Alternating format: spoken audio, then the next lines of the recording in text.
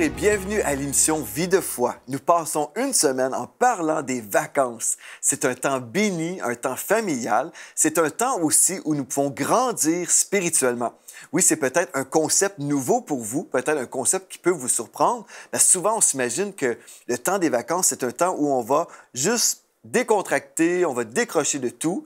Mais en fait, on va décrocher de notre routine. Mais cette semaine, on est en train d'établir vraiment une base pour nous où on peut dire, à partir d'aujourd'hui, quand je prends des vacances, je vais vraiment décrocher des choses typiques, mes responsabilités habituelles, le ménage, la cuisine et mon travail certainement. Mais je ne décrocherai jamais de Dieu, du Seigneur Jésus, mais je vais passer du temps avec lui. Et pendant mon temps de vacances, je vais grandir spirituellement. Une chose très importante, puisque votre esprit n'a pas besoin d'un repos corporel, vous pouvez vous ressourcer spirituellement tout en reposant votre corps. Cette semaine, on va voir comment. Dans Matthieu 11, verset 30, la Bible nous dit « Mon joug est doux et mon fardeau léger ». Donc, vous avez besoin de décrocher, c'est certain, mais est-ce que j'ai le droit de ne rien faire en tout temps? Non. Vous voulez passer du temps avec le Seigneur. Donc, le repos spirituel dont vous avez besoin se retrouve uniquement en Jésus. Si vous êtes un enfant de Dieu, vous savez déjà, gloire à Dieu, j'ai trouvé un repos spirituel. Mais dans ce repos spirituel, vous pouvez grandir aussi. Et dans le temps des vacances, pour moi, c'est un temps où j'ai même plus de temps pour le Seigneur, même si je dirais, bon, en tant que pasteur, on devrait avoir du temps d'étude, certainement, mais même l'été, par exemple, si je suis en croisière, c'est là où je peux me permettre de lire plus de livres, où je peux lire plus la parole de Dieu, parce que je peux passer ma journée au complet en train de faire ce que je veux avec le Seigneur en famille. Je peux passer des heures, oui, à me faire bronzer, mais en bronzant, je peux lire la parole de Dieu, et c'est vraiment merveilleux. Donc, comment on peut vraiment entrer dans ce repos? Bien, on peut grandir spirituellement. Une des choses, votre rythme de vie en temps normal est très occupé, hein, est assez rapide. Et profitez de vos vacances justement pour vous ralentir et passer du temps avec le Seigneur. Par exemple, si vous dites, bien, moi, j'aimerais ça, depuis longtemps, j'aimerais ça grandir dans le ministère prophétique. Bon, vous avez ce désir, qui est un bon désir, mais peut-être dans votre vie habituelle, vous n'avez pas pris le temps de vraiment étudier le sujet. Bien, vous pouvez justement, par exemple, il y a un très bon livre que j'ai écrit, Lumière prophétique. Vous pouvez lire ce livre et vraiment ensuite mettre en pratique exactement ce que vous venez de lire. Vous pouvez mettre en pratique les choses qui vont vous aider à vous développer au niveau de la prophétie. Par exemple, moi, ce que j'ai fait, l'année passée, j'ai lu un livre sur la confession de la parole de Dieu. Je voulais m'enraciner encore plus dans la confession de la parole de Dieu pour activer encore plus la bénédiction. Donc, le temps en vacances, en fait, peut servir tout au long de votre année parce que vous allez vous ressourcer. Mais aujourd'hui, ce qu'on veut faire concernant la croissance spirituelle pendant les vacances, vous pouvez également grandir dans votre évangélisation. Oui, c'est un temps où vous pouvez grandir. Il y a des gens qui vont dire, mais est-ce que j'ai le droit de ne rien faire de temps en temps? Est-ce que je peux juste décrocher? Bien, comme j'ai déjà dit, oui, vous allez décrocher physiquement, mais spirituellement, vous ne décrochez jamais. On ne prend jamais des vacances du Seigneur Jésus, ni de notre appel. Dieu nous appelle à évangéliser en tout temps. Et vous savez, ce qui se produit, des fois, quand on est en vacances, des fois, les chrétiens deviennent charnels, et puis là, ils se disent, bien, je ne peux pas évangéliser parce que, en ce moment, je ne suis pas vraiment connecté avec Dieu. Ça, c'est triste et malheureux. Mais si vous demeurez connecté avec Dieu, vous pouvez demeurer disponible au Saint-Esprit pour évangéliser, justement. Bon, moi, je reviens d'une croisière aux Bermudes où Mathilde et moi et nos deux filles, nous étions ensemble aux Bermudes. Et puis, il y avait un jeune homme qui faisait notre chambre tous les jours, donc un homme de chambre, et puis il faisait le ménage dans la chambre de nos filles aussi, et on le voyait tous les jours. Et puis, une fois, je le croise, et puis dans le corridor, et puis mon épouse me fait un commentaire, elle dit, on dirait qu'il est triste, hein? J'ai dit, ouais, j'ai l'impression qu'il est attristé. Et puis, j'ai juste discerné humainement, là. C'était pas un discernement surnaturel, mais juste un discernement humain. J'ai discerné qu'il était attristé. Et tout de suite, je me suis mis à penser à lui et prier. Et le Seigneur m'a donné une parole pour lui. Donc, je suis allé le voir. Et puis, j'ai commencé à lui poser des questions. Je lui ai dit, est-ce que j'ai le droit de te poser une question? Et puis, il m'a permis de lui adresser la parole et d'interroger un petit peu sur sa vie spirituelle. Et puis là, j'ai commencé à apprendre des choses sur sa vie, comment il avait été élevé chrétiennement, en fait. Et puis là, j'ai commencé à déclarer sur lui que Dieu avait une destinée pour sa vie. Et je lui ai donné une revue que j'avais justement, une revue chrétienne qui parlait de quelqu'un justement qui avait été vraiment persévérant dans les voies de Dieu et comment Dieu avait fait une promotion, lui avait donné une promotion. Et puis, donc, j'ai commencé à parler à ce jeune homme-là et j'ai dit, vous savez, j'ai aussi cette revue que j'aimerais vous donner pour vous encourager. Et je pensais à vous et Dieu vous dit qu'il ne vous a pas oublié, mais Dieu a des projets de paix et non de malheur pour vous. Et j'ai simplement parlé de mon cœur et j'ai commencé à prophétiser sur sa vie. Et puis, j'ai vu son visage changer. Il était attristé avant ma rencontre avec lui. Et comme j'ai commencé à parler, j'ai vu vraiment son visage a totalement changé. Il était rayonnant de joie. Et après, mon épouse l'a croisé et puis elle m'a commenté. Elle a dit « Wow, il a vraiment changé. C'est un autre homme. » Oui, parce qu'une parole de Dieu peut changer la vie d'une personne d'un seul coup. Et ce que je trouve merveilleux, c'est que on peut évangéliser en vacances. Des fois, on est là, on se dit ben, « Non, c'est mon temps, moi. » Mais ne soyons pas égoïstes. Dieu ne nous dit jamais d'être égoïste. Il n'y a jamais un moment où on devrait juste penser à nous. Oui, on va prendre un temps de repos. Oui, physiquement, on a besoin de se reposer. Mais gardez votre cœur ouvert. Demeurez en feu pour le Seigneur. Demeurez en feu aussi en tant qu'évangéliste. Et vous savez, je venais tout juste de sortir d'un bon repas. Et puis, je peux vous dire, je n'étais pas dans l'intercession, là, et je ne priais pas pour les âmes à ce moment-là. Mais je venais tout juste de manger un bon repas dans la salle à manger et je revenais à ma chambre. Et puis là, on l'a croisé. Et puis là, le Seigneur avait une parole de destinée, une parole d'encouragement pour lui. Et je crois que cette parole a changé sa vie. Je crois vraiment, tout au long du voyage, j'ai vu que ce jeune homme-là était différent. Parce que là, il savait, ah, Dieu se rappelle de moi. Pendant que je fais les lits, pendant que je fais le ménage, le Seigneur se rappelle de moi. Dieu a une destinée pour moi et Dieu m'appelle à faire des grandes choses. Et puis, c'est merveilleux parce que bon, ça ne coûte rien de donner des paroles de destinée. Ça ne coûte rien, sauf un peu de temps et un cœur pour les gens.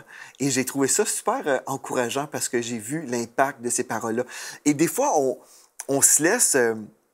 en fait, on croit un mensonge parfois. On s'imagine, je dois être dans l'intercession pour gagner des âmes, pour bénir quelqu'un, je dois vraiment être...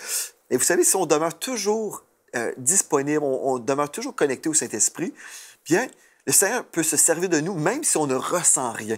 Des fois, on est tellement dirigé par nos sentiments. On dit, ah bien, je dois ressentir l'onction, je dois... Non, je sortais tout juste d'un restaurant, d'un repas, là, de la salle à manger, et une seule parole comme ça a pu bénir. Donc, ne pensez pas que vous ne pouvez rien faire pendant vos vacances. Ne pensez pas que vous n'êtes pas assez spirituel, mais vous pouvez semer de l'amour et briller. Vous pouvez briller en vacances. Dans Matthieu 5, au verset 1 à 6, dans la parole de vie, version parole de vie, il est écrit « Vous êtes la lumière du monde. Vous êtes la lumière du monde. Une ville au sommet d'une colline n'échappe pas au regard. Il en est de même d'une lampe. Si on l'allume, ce n'est pas pour la mettre sous une mesure à grains. Au contraire, on la fixe sur un pied de lampe pour qu'elle éclaire tous ceux qui sont dans la maison. C'est ainsi que votre lumière doit briller devant tous les hommes pour qu'ils voient le bien que vous faites et qu'ils en attribuent la gloire à votre Père céleste. » Et vous savez, quand on est en croisière, par exemple, je vous partage mes expériences, mes témoignages, bien, on voit qu'il y a beaucoup de personnes qui travaillent, qui sont là pour servir aux tables, et puis pour faire le ménage partout. Et puis, on aime ça, mon épouse et moi. On aime avoir des conversations avec les serviteurs, avec les serveuses. Et on aime ça. On aime ça, passer du temps avec eux et puis simplement s'informer. Et la majorité des personnes sur le bateau, en fait, c'est des personnes qui viennent de d'autres pays. Ils ne sont pas canadiens ou américains. Ils sont vraiment des personnes de d'autres pays qui viennent pendant des contrats d'environ 10 mois. Et puis, ils ne voient pas leur famille pendant ces 10 mois-là. Donc, plusieurs personnes ont vraiment soif de fraternité. Ils ont soif de conversation. Et puis, quand on s'intéresse aux gens et on passe un peu de temps, on voit immédiatement que les gens commencent à passer du temps avec nous et ils ressentent l'amour de Dieu. Vous savez, dans la première émission, j'ai parlé de la faveur de Dieu. Bien, en passant du temps avec les personnes, notre motivation, c'est toujours d'aimer les gens, mais aussi, vous savez, la Bible nous dit, vous allez semer, vous allez récolter. Et comme on fait des semences dans l'amour, on a récolté tout au long du voyage. Je me souviens, j'étais au resto, dans la salle à manger avec mon épouse, et là, les serveuses nous donnaient des bonus.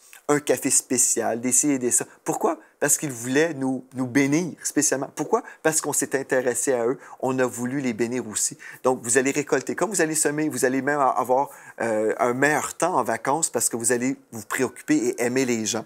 Donc, gloire à Dieu pour ça. Et rappelez-vous, le Seigneur Jésus a dit, vous êtes la lumière du monde.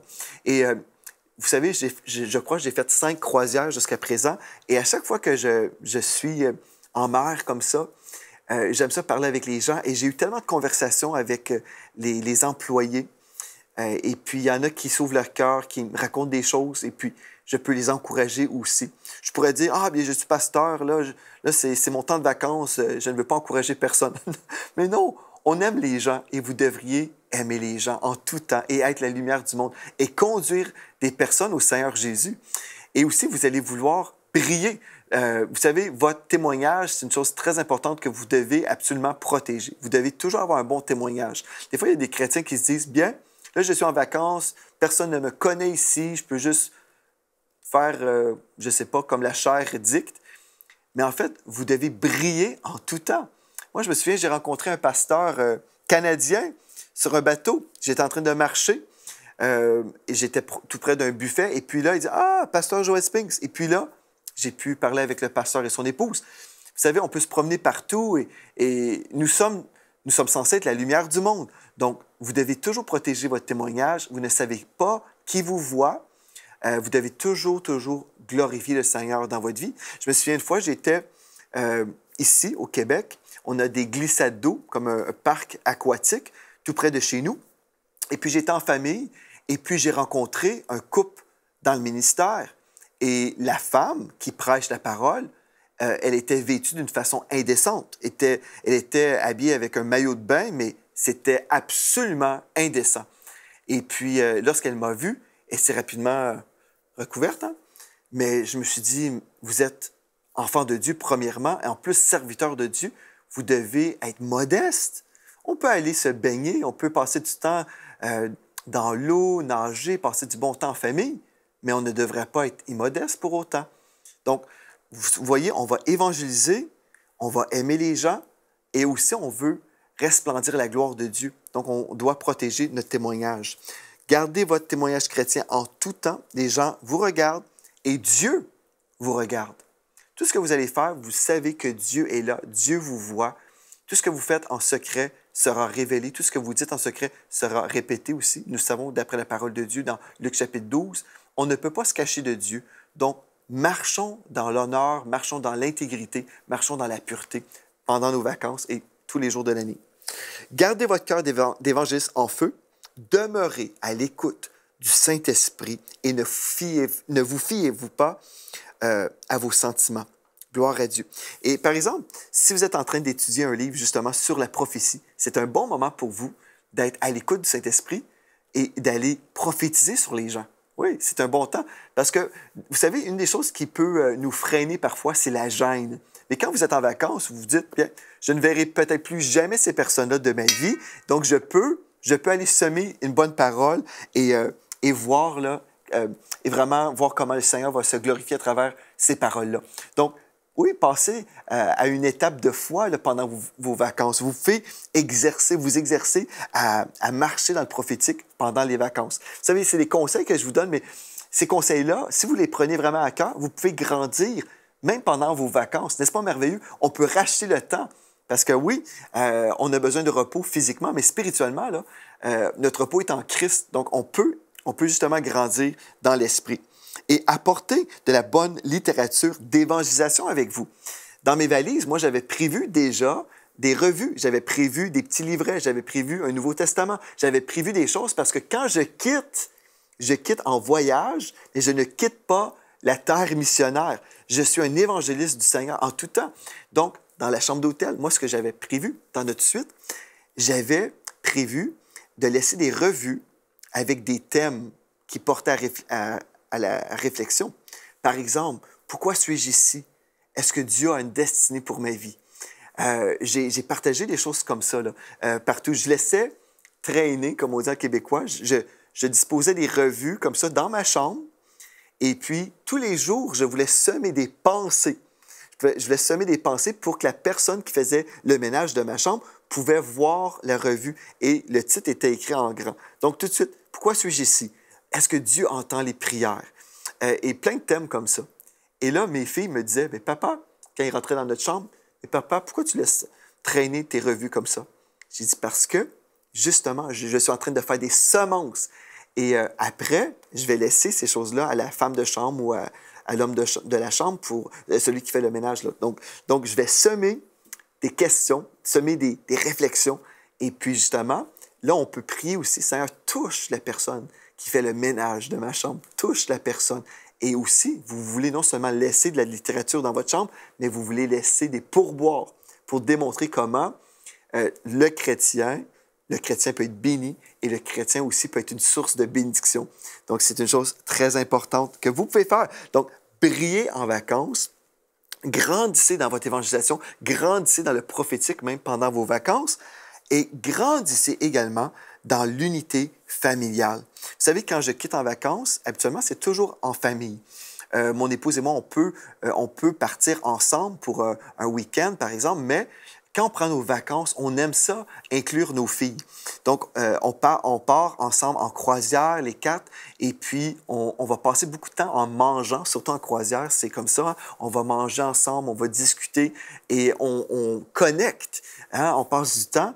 Et je vais vous dire, il y a des gens même en temps normal, plusieurs familles chrétiennes ne mangent même pas ensemble. Si vous voulez avoir de l'unité, si vous voulez grandir dans l'unité, ne prenez pas simplement votre temps de vacances pour cette croissance-là, mais vous devriez manger ensemble tous les jours. Moi, c'est une chose qu'on fait. En tout cas, dans notre famille, nous faisons ça. Le déjeuner, peut-être, le petit déjeuner, c'est peut-être juste... nous, on peut prendre un smoothies, par exemple, et on ne mange pas forcément tous les jours ensemble pour le petit déjeuner. Mais pour le souper, on va toujours souper ensemble. La télévision sera toujours fermée. On va avoir un temps où on se retrouve en famille. Ça, c'est tellement important. Si vous voulez marcher dans l'unité dans votre famille, vous devez connecter ensemble, vous devez pouvoir partager, échanger, vous devez être capable d'entendre aussi un petit peu ce qui se passe dans la vie de vos enfants. Il y a des gens qui veulent avoir une belle famille dans l'unité, mais ils ne passent jamais de temps ensemble. Donc, dans votre routine habituelle, moi, j'aimerais vous dire tout de suite, si vous ne mangez pas ensemble, vous devriez commencer à manger ensemble tous les jours. Et nous, surtout le samedi matin, on va déjeuner ensemble, on va prendre un bon temps ensemble et on va savourer un bon café. Et puis, nos filles ne prennent pas de café par contre, mais mon épouse et moi, on va prendre le café et puis on va manger ensemble et puis on va parler pendant des heures. Et c'est tellement important. Et surtout en vacances, vous allez pouvoir justement créer des souvenirs. Vous savez, on a fait beaucoup de voyages ensemble, notre famille, en famille, et puis c'est merveilleux parce qu'on peut se rappeler des choses qu'on a faites ensemble. Et puis, je sais que quand mes filles vont quitter la maison un jour, lorsqu'elles vont se marier, elles vont pouvoir dire, bien, en famille, on a fait ceci, on a fait cela. Et puis, on a parlé avec nos parents, on a échangé, on a des beaux souvenirs. Et vous pouvez grandir pendant le temps des vacances. Si vous dites, oui, mais nous, on est tellement divisés, il n'y a pas d'unité dans notre famille, bien, vous pouvez même, avant le temps des vacances, dire, si vous êtes le père, par exemple, vous pourriez dire, j'aimerais ça qu'on vive des choses différemment. J'aimerais ça qu'on puisse changer le climat spirituel de notre famille. Si vous avez à vous repentir, vous pouvez vous repentir et dire, écoutez, je n'ai pas placé la famille en priorité. Vous n'avez pas été mon premier ministère. Je me suis peut-être occupé de mes propres choses, peut-être de mes affaires, du travail. J'ai mis mes priorités à la mauvaise place, mais aujourd'hui, j'aimerais me repentir auprès de vous, auprès de mon épouse et auprès des enfants, et j'aimerais ça déclarer aujourd'hui que vous devenez mon premier ministère et ma priorité. Et j'aimerais ça, à partir de nos vacances, qu'on puisse changer notre façon de vivre ensemble. Donc, vous pouvez vous repentir et commencer une nouvelle saison dans votre vie de famille et là, bâtir ensemble des liens d'amour et avoir des beaux souvenirs ensemble. Donc, vous savez, le temps des vacances, ça peut être un temps tellement béni, ça peut être un temps révolutionnaire pour votre vie de famille, pour votre vie de couple, pour votre vie spirituelle. Vous n'êtes pas obligé de vous décrocher du Seigneur parce que vous vous décrochez du travail. Non, vous allez vous décrocher des choses, des obligations typiques, mais vous allez vous approcher du Seigneur et vous allez grandir dans votre unité familiale, dans l'évangélisation et dans votre croissance spirituel. Une autre chose qu'on veut mentionner aujourd'hui, si vous dites, OK, moi, j'aimerais ça, passer de très belles vacances, mais je réalise que, bon, on s'en va ensemble, et puis il y a certaines personnes dans ma famille que moi, je considère comme étant des personnes assez difficiles. Vraiment, des fois, on a du mal à s'entendre même sur le resto où on va manger. Bon, moi, je pense comme ceci, l'autre personne pense comme cela. On est toujours en conflit. Comment même prévoir d'avoir un beau voyage avec ces personnes? Bon, bien, premièrement, décidez que vous allez être souple vous-même. Soyez souple et ayez du plaisir. Chose très importante. Dans Proverbe 17 et au verset 22, il est écrit « Un cœur joyeux est un bon remède, mais un esprit abattu dessèche les eaux. » Donc, un cœur joyeux est un bon remède. Et si vous êtes malade pendant vos vacances, vous pouvez vous reposer physiquement et aussi même guérir parce que vous êtes dans la joie si vous prenez les bonnes décisions. Dans Néhémie 8:10, il est écrit « La joie de l'Éternel sera votre force. » Donc, vous devez prévoir non seulement votre victoire, mais aussi prévoir de vivre des moments joyeux. Mais comment faire? Vous devez accepter ou décider, bien, pendant ce voyage, je vais devenir souple et gracieux. Je ne serai pas rigide. Il y a des personnes qui sont rigides. Bien, moi, je dois déjeuner à telle heure, je dois manger des fruits la première chose en me réveillant, je dois faire ceci, je dois faire cela. Des fois, il y a des gens qui sont rigides. Et puis là, quand ils sont en groupe ou en famille, ils sont toujours aussi rigides. Et puis là, il y a des conflits dans la famille. Vaut mieux, des fois, mettre de côté nos habitudes et dire, OK, là, j'accepte de vivre ma vie pendant une semaine ou deux. Je vais vivre des choses un petit peu différemment pour la santé du groupe. OK? Donc, vous voyagez en famille, discutez de vos choix en groupe. Discutez ensemble et dites, bon, où est-ce qu'on mange aujourd'hui? On parle ensemble. Au lieu de dire, bien, ce matin, on s'en va à telle place et être un dictateur. Non, dans vos vacances, il ne devrait pas y avoir un dictateur des vacances. Vous savez, si vous ne voulez pas avoir un bon temps, bien, devenez un dictateur et dirigez, contrôlez tout le monde. Mais non, vous ne devriez pas vouloir contrôler toutes choses, mais vous voulez être souple, être à l'écoute des gens. Donc, discutez et proposez des choses, soyez à l'écoute. Et si vous avez souvent des conflits avec des personnes, vous pouvez peut-être même écouter et répéter, dire, si je comprends bien, vous êtes en train de dire, peut-être on devrait manger dans tel resto. Oui, c'est ça que je dis. Ah, parfait. Ne soupçonnez pas le mal aussi. On ne devrait pas soupçonner le mal en tout temps, mais même en vacances, on ne devrait pas être susceptible. Si vous êtes susceptible de nature, vous êtes toujours susceptible, et puis là, je ne sais pas, vous êtes à fleur de peau? Non, respirez par le nez. Vous êtes en vacances, soyez souple, échangez, discutez, écoutez et décidez en groupe. Pratiquez la marche de l'amour. Souvent, on a parlé que c'est important pour nous d'être remplis d'amour, mais aimez votre épouse, aimez votre époux, aimez vos enfants, aimez votre famille. Si vous partez en vacances avec des amis, aimez vos amis, aimez aussi les personnes qui vont vous servir en vacances. Vous allez rencontrer souvent des serveuses, des serveurs. Bien, aimez ces gens-là. Vous ne direz pas, « Garçon, je veux telle chose. » Non, vous allez dire, « Pardon, est-ce que je pourrais avoir telle ou telle chose? » Vous allez marcher dans l'amour. Amen? Donc, pratiquez la marche de l'amour. Apprenez à écouter l'avis de votre entourage sans être rigide, sans vouloir tout contrôler. Sacrifiez-vous pour vos proches. Si vous dites, « Ah, ben moi, je voulais manger dans tel resto et tout le monde veut manger dans un autre resto. » Et sacrifiez-vous pour la santé du groupe, pour avoir un bon climat harmonieux dans ce groupe-là. Amen. Donc, sacrifiez-vous. Ne soyez pas un dictateur. Ne vous imposez pas, mais respectez et apprenez à aimer à un tel point que vous allez vous sacrifier pour le groupe. Ne vous plaignez pas. C'est une autre chose très importante. Vous voulez avoir des belles vacances, mais vous passez votre temps à critiquer, à vous plaindre et dire « Ah, bien, je n'aime pas ceci, je n'aime pas cela. Ah, le repas est bon à tel niveau, mais... » Le cuisinier aurait pu faire ceci ou ça. Et vous passez votre temps à évaluer, critiquer. Et c'est vraiment déplaisant. Je peux vous dire, mon épouse et moi, là, on fuit les personnes qui aiment critiquer. Vraiment, c'est déplaisant. On peut partager un beau repas et la personne qui est à côté de nous mange le même repas et pourtant, elle trouve toutes sortes de choses négatives à commenter. C'est vraiment déplaisant. Donc, soyez une personne positive. Essayez de voir les choses qui sont positives, que vous pouvez commenter. Vous pouvez dire, ah, bien, le repas est très chaud. Si c'est la seule chose que vous pouvez commenter, peut-être que vous n'aimez pas le goût, mais vous aimez que c'est chaud. Bon, bien, gloire à Dieu, mentionnez que C'est un plat chaud. Et une autre chose que vous pouvez décider de faire, c'est, bon, je vais marcher dans l'amour et peut-être les personnes avec qui je suis, bien peut-être ces gens-là vont faire des choses qui vont mériter. Bien, pardonner. Vous pouvez décider, je vais pardonner, je vais marcher dans l'amour, je vais vraiment être un chrétien. Bon, pendant ce voyage, tout au long du voyage, tous les jours, je vais choisir de vraiment marcher d'une façon où le climat spirituel sera béni. Vous avez l'autorité de créer l'atmosphère spirituelle. Vous avez cette autorité. Vous pouvez créer l'atmosphère dans laquelle vous allez vivre.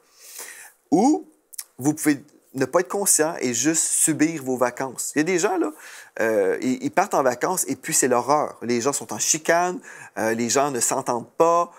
C'est terrible. Et c'est des chrétiens, là.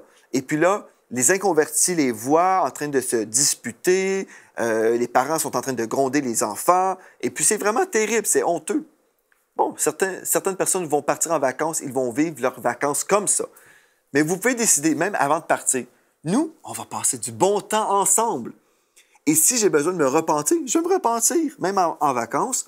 Je vais me repentir auprès de mes enfants, je vais dire, je m'excuse, je me suis imposé pour tel resto, je n'aurais pas dû, je vous demande pardon.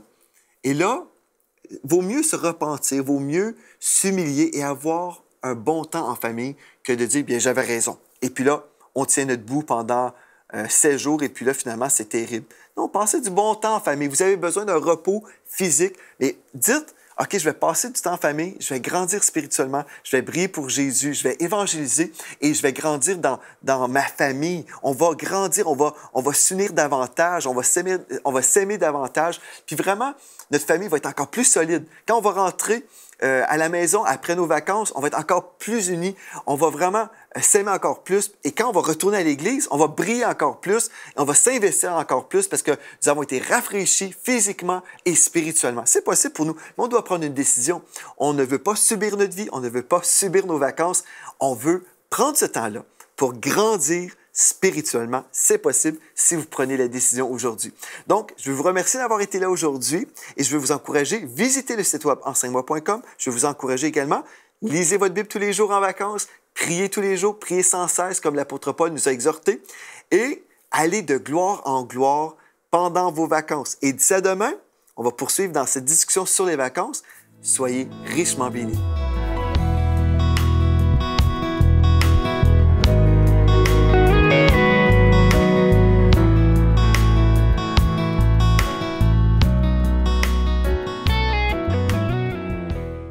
Cette émission a pu être réalisée grâce au précieux soutien des partenaires d'Enseigne-moi Canal International. Retrouvez tous nos programmes sur emcitv.com.